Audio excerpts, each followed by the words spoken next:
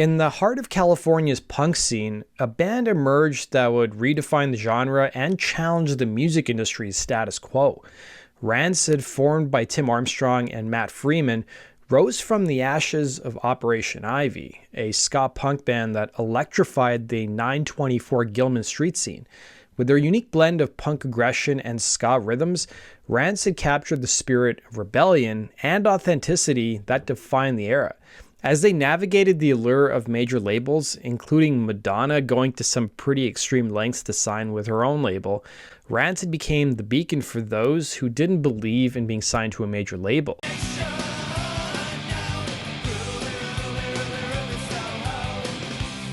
If you guys want me to do more punk stories, let me know which bands you'd like to see me cover in the comment section below. Before we get started, be sure to hit the bell notification icon and put all notifications on. I hear from a lot of my subscribers that they don't even get notifications when I post my videos. I would greatly appreciate if you guys did that. Our story begins with Rancid frontman and guitarist Tim Armstrong, who grew up in Albany, California, and he was the youngest of three brothers. Located just north of Berkeley, Albany is a lower middle-class sleepy town. Despite living in a house that Armstrong's mother inherited from her own father, his family was poor. Armstrong's dad, an alcoholic, worked as a maintenance man, but his addiction resulted in him losing his job. His mother worked at a local cookie factory, and she became the sole breadwinner. Tim and his brother Jeff would hang out at the local 7-Eleven, where they were introduced to the local punk scene by kids who loitered outside. Influenced by the likes of the Specials, Ramones, The Clash, Dead Kennedys, as well as the Circle Jerks, Armstrong formed his first band with his older brother Greg. Greg later went on to serve in the U.S. Army. Tim Armstrong became friends with Matt Freeman, who also grew up in Albany. This was way before Rancid's formation. Armstrong and Freeman quickly bonded over skateboarding and their love of punk rock. Freeman admitted to the Flint Journal that he got into punk when he was just 14, remarking, "It was the whole scene that turned me on. I was always a freak when I was a kid. It was an escape. I was not good at sports. I was a little short fat kid who growing up would get picked on." He soon traded his trumpet and trombone that he played in school for a bass guitar. Armstrong and Freeman's first musical collaboration came in 1987 with Operation Ivy, which also included their friends Jesse Michaels on lead vocals and Dave Mello on drums. Operation Ivy, a ska punk band, became the cornerstone of the 924 Gilman Street scene, also known as the Gilman Street Project.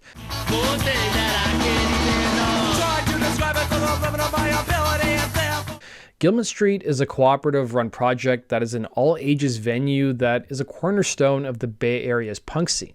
Within a few years, Operation Ivy became one of the most popular bands of the scene, with Lookout Records owner Larry Livermore telling Rolling Stone, "They were so exciting and had so much energy that I knew if I ever put out a record, that Operation Ivy would be it."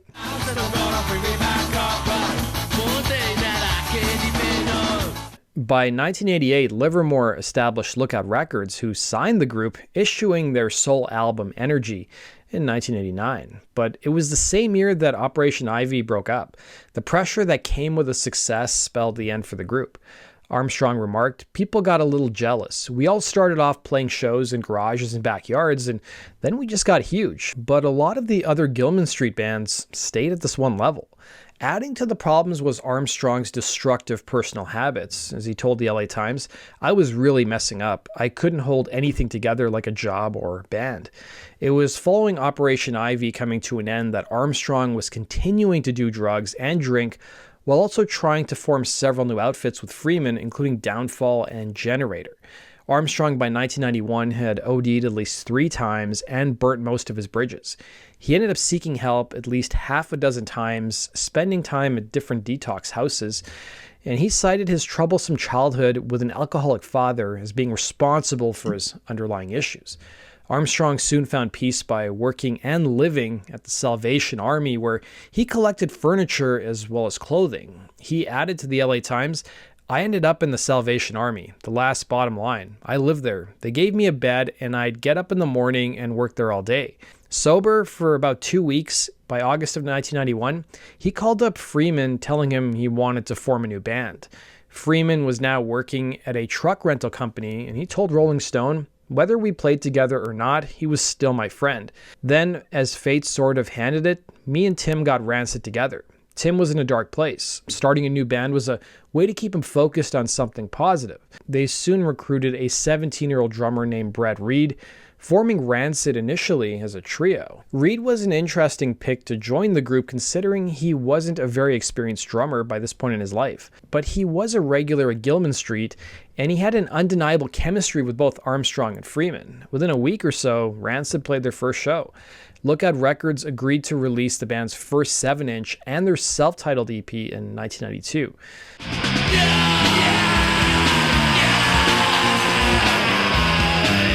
A turning point came when Brett Gurewitz, guitarist for Bad Religion and founder of Epitaph Records, who was a major fan of Operation Ivy, signed the group in 1993. He hadn't heard any of the band's music yet, recalling to Rolling Stone, "I didn't even have to hear anything. I told Tim that I was such a fan of Operation Ivy that whatever his next project was, I would love to do it."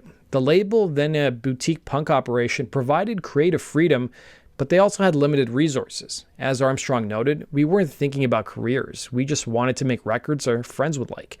By April of 1993, Epitaph issued Rancid's self-titled debut album.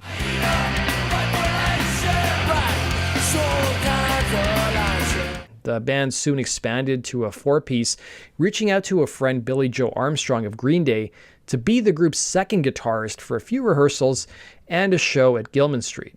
Liking the expanded sound, the band soon enlisted former UK Subs member Lars Frederiksen.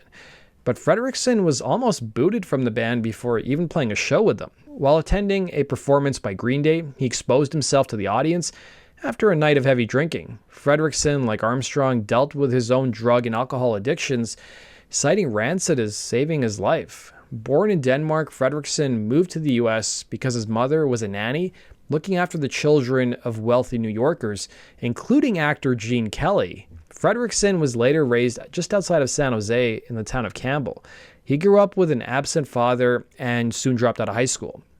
He did, however, find a fatherly figure in his older brother's friend, who, according to Rolling Stone, and I quote, "had this huge red mohawk with leopard skin sides." It was this friend who introduced him to punk groups like Crass, Discharge, and Subhumans. He remarked to Rolling Stone, "I was 11 years old and these bands were screaming like it's Armageddon, but at the same time, I was taking in all the stuff about nuclear war and who's president and who Margaret Thatcher is and what a totalitarian system is." To secure a rehearsal space, Rancid struck a deal with Gilman Street's co-op. They got a free rehearsal space in exchange for cleaning the notoriously filthy bathrooms after weekend shows. Frederiksen described the aftermath to Spin. "The stench in the women's bathroom on a Sunday morning was bad enough to make Matt lose his breakfast at least once. Rancid had to clean that up too." Apart from their music, they also, of course, worked day jobs. Armstrong worked at different pizza shops, while Freeman delivered goods in a van. He remarked taking pride in parking in front of BMWs to piss off yuppies. The buzz around the band seemed to swell by 1994 when Epitaph issued their sophomore effort, Let's Go. The album eventually went gold, peaking at number 97 on the Billboard 200 chart.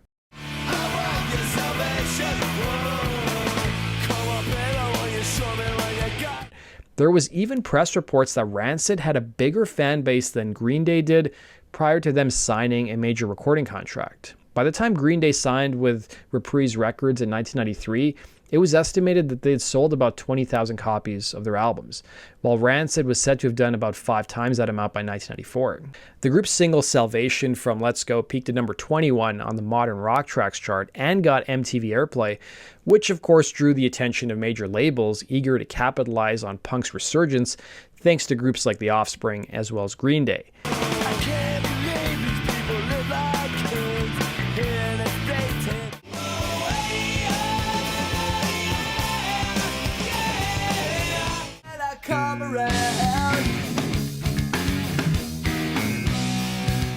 In fact, virtually every A&R guy from all the major labels visited Rancid during their tour with The Offspring. Even rock radio could feel the momentum around this time. The LA Times interviewed K-Rock's music director, a woman named Lisa Worden, who added, "With Green Day all over MTV and the mainstream, Rancid is the cool new band. All the kids are wearing Rancid shirts." The band at one point were being courted by Madonna's label Maverick Records, who were coming off the huge success of Candlebox's debut record.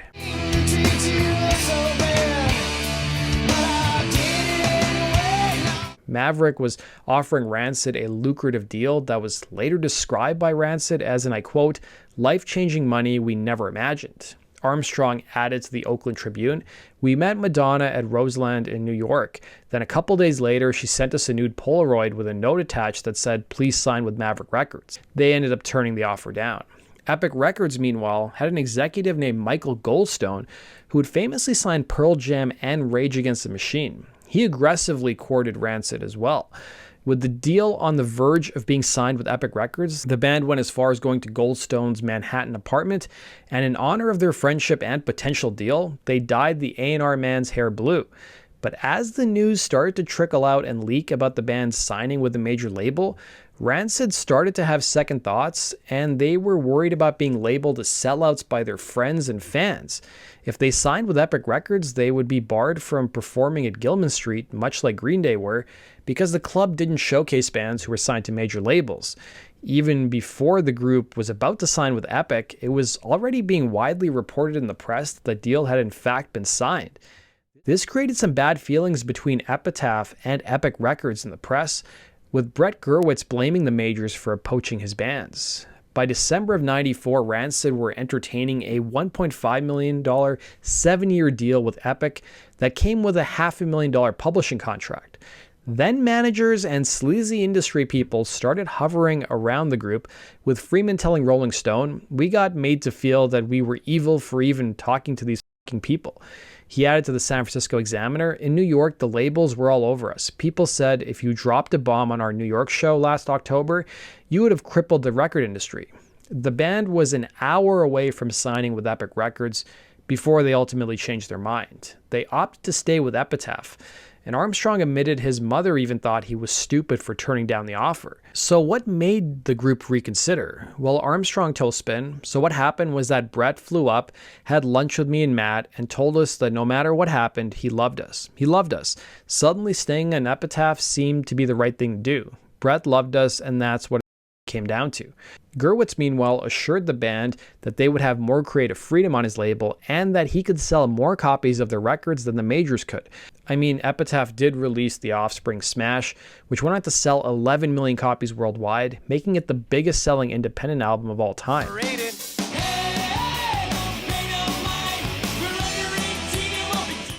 Even though the band opted to stay on Epitaph, they were still getting a ton of attention ahead of releasing their much anticipated third record. Rancid's manager, who also managed The Offspring during this time, told the LA Times, "Green Day and The Offspring are aberrations. I loved when Nirvana broke. The people at Geffen said, we don't know what happened, but we tried to maximize it. That's very astute. What Rancid has to do is go out and be the best Rancid they can be. That means our goal is to simply do better than the last record." Despite the group getting a massive amount of press attention, the members didn't want to make a huge deal out of the Gilman Street scene. They were worried it could become a hotspot for record label talent scouts. In fact, Armstrong detested how some people were using any connection to the Berkeley scene they could to market themselves. He told the Oakland Tribune, "If you put out a 7-inch that says Berkeley on the label, it sells. That's not what it's about. The underground is more than just music and attitude, and I don't feel comfortable listening to music that doesn't share the same attitude and sense of culture that I do." Released on August 22nd, 1995, Epitaph issued Rancid's highly anticipated third record, And Out Come the Wolves. The album's name was coined by the Basketball Diaries author Jim Carroll, who spent some time with the group in the studio. It perfectly captured the predatory nature of the music industry that the band had witnessed over the past year. Carroll even co-wrote and appeared on the track Junkie Man.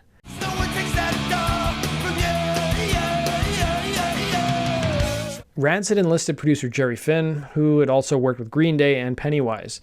And Out Come the Wolves fused punk aggression with ska rhythms and pop hooks. Fredrickson told the Record Journal, "The last two records were really hard, fast records, but this time we're mixing things up. Ska, punk, and reggae all have the same feel, the same soul, and we all just love music."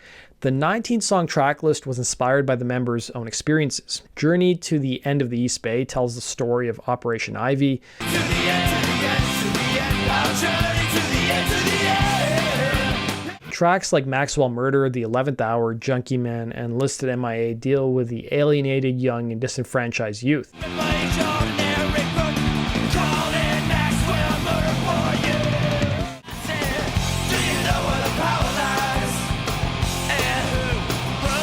Olympia, Washington, meanwhile, documents Armstrong's stormy relationship with Toby Vale of the Riot Girl band Bikini Kill, with him remarking, "I kind of fell in love with her. Then we had an argument and now we're just friends."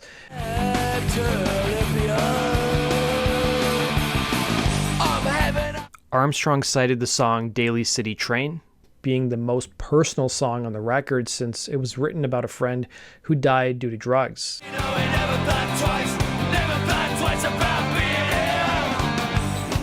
But Armstrong was quick to point out that he was no role model to kids, telling the LA Times, "I'll tell you what happened to me and write songs about my friends, but I ain't no expletive role model. How could I be?" He added, "I don't think drugs are bad. I don't think drinking is bad. I just think if you're going to die from it, you might want to stop." And out come the Wolves peaked at number 45 on the Billboard 200 chart and went gold within 5 months, eventually moving over 1 million copies in the US. Critics praised its balance of accessibility and authenticity. 3 singles, Ruby Soho, Time Bomb, and Roots Radicals, dominated alternative radio. Ruby Soho peaked at number 11 on the Billboard Modern Rock Tracks chart.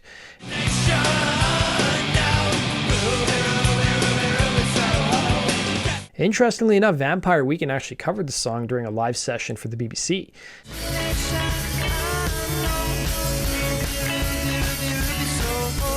Time Bomb, meanwhile, peaked at number 8 on the Modern Rock Tracks chart, and the song is about Eric Hogan, a good friend of the band, particularly Tim Armstrong, who used to own American Graffiti Tattoo. He was murdered by Hell's Angels, supposedly for sleeping with one of the gang members' wives. Black coat, white shoes, black hat, Cadillac, yeah.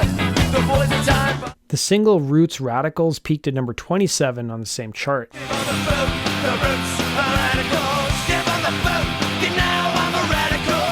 MTV's heavy rotation and even a Saturday Night Live performance in 1995 only amplified the group's reach. Rancid's label Epitaph was having a moment, having brought in over $100 million in just a few years thanks to The Offspring and, of course, Rancid. Despite their success, Rancid managed to avoid the trappings of fame. They continued playing mid-sized venues, with Fredrickson arguing, "Arenas disconnect you from the crowd. We'd rather sweat with 1,000 fans than play to 10,000 strangers." Along with Green Day and The Offspring, Rancid became part of the punk revival of the mid-90s. The band's critics, however, claimed they were too similar to The Clash, but Armstrong answered back, telling Spin, "The Clash were a great band and I love them dearly, but dude, we've created our own thing."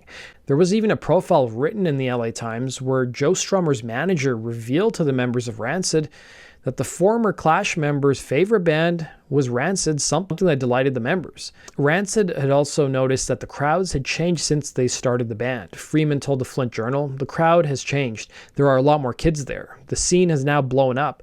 There's like a lot of regular kids there. It's more accessible now, especially with Green Day and The Offspring. It was hard to find punk in 1985. Rancid's decision to stay on Epitaph proved pivotal for independent music. Brett Gurewitz would remark on Rancid during this period in their career, stating, "They showed punk could thrive without the majors. That changed everything." That does it for today's video, guys. Thanks for watching. We'll see you again in Rock and Roll True Stories. Take care.